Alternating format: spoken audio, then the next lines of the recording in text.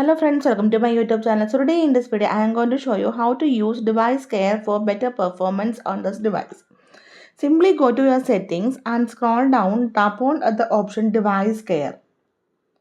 So in this page, you will see the option optimize now. Okay. So here you can see the option great because there is nothing to fix or clean. Okay.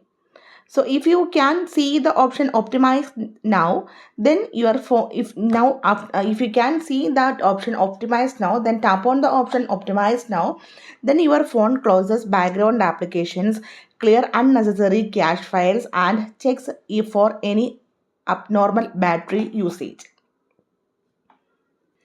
If you're not able to see that optimize now, then you can do one other step. Let me show you. Open device care. So here you can see the option memory. Tap on this one. Now you can see it is checking. Just wait for a few seconds. Then here you can see the option clean now. Okay. Tap on the option clean now. You can see this cleaning. It is cleared.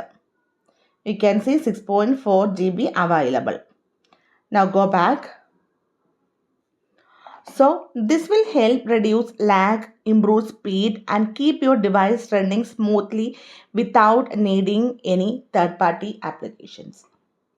So simply in this way we can use device care for better performance.